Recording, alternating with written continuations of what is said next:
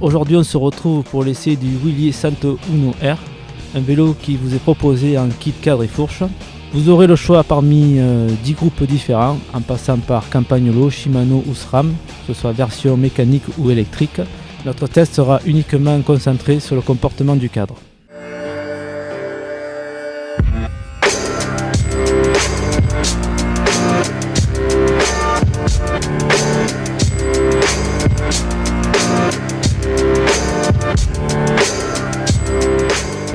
C'est un vélo qui ne passe pas inaperçu. Au premier coup d'œil, on peut se rendre compte pourquoi le vélo s'appelle Santo Uno R. C'est tout simplement par les formes aéro de ses tubes. C'est un vélo qui est très typé chrono. D'ailleurs, nous retrouvons des caractéristiques que l'on peut retrouver sur la version chrono du Willier, c'est-à-dire le Blade Twin, au niveau de la fourche, au niveau du tube de selle et des haubans arrière. La forme de ces tubes, très aérodynamique et très bien finie. On peut observer le poste avant entre la douille de direction et la fourche incorporée. Si on se penche sur la fourche, on peut observer deux nervures au passage de roue pour diminuer les turbulences provoquées par la roue avant. Le tube diagonal très large s'élargit encore plus au niveau de la boîte de pédalier qui forme un monobloc. Les haubans arrière sont raccordés très bas sur le tube de selle. Et enfin, au niveau du tube horizontal, légèrement cintré, on peut découvrir une tube de selle de chez Riccier estampillé Willier qui est très large et qui reprend les standards d'un vélo de contre-la-montre. A noter également au niveau du serrage de selle, un expander très réussi. Le serrage reste quasiment invisible et permet d'obtenir un vélo dans des formes épurées et esthétiques. Le câble des dérailleurs qui sort à l'extrémité de la base arrière, détail très réussi.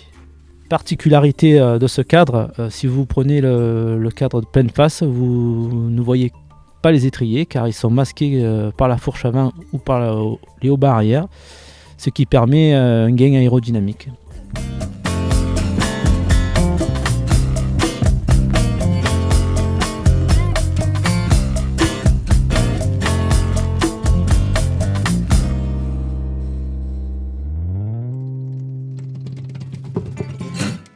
Dès les premiers tours de roue, ce vélo a un comportement extrêmement rigide à l'arrière et un comportement plus vif à l'avant. Sur le plat, c'est un vélo qui acceptera d'amener des gros braquets. C'est un vélo qui n'aimera pas forcément être relancé à tout va, mais un vélo qui, au train, sera vraiment efficace.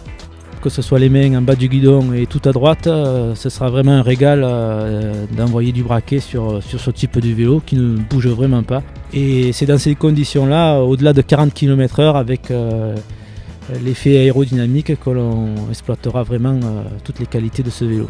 Dans les descentes, le comportement de ce vélo est assez surprenant, puisqu'on a l'impression d'avoir deux vélos en un. Nous avons l'avant qui est assez vif et précis, et l'arrière qui a un peu plus d'inertie.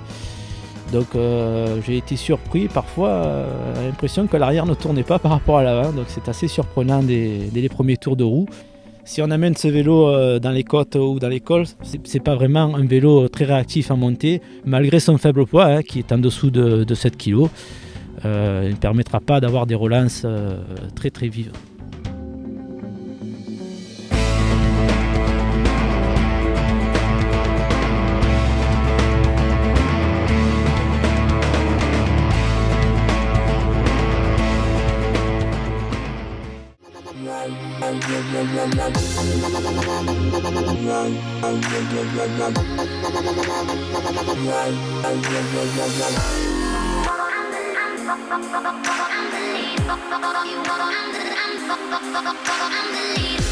You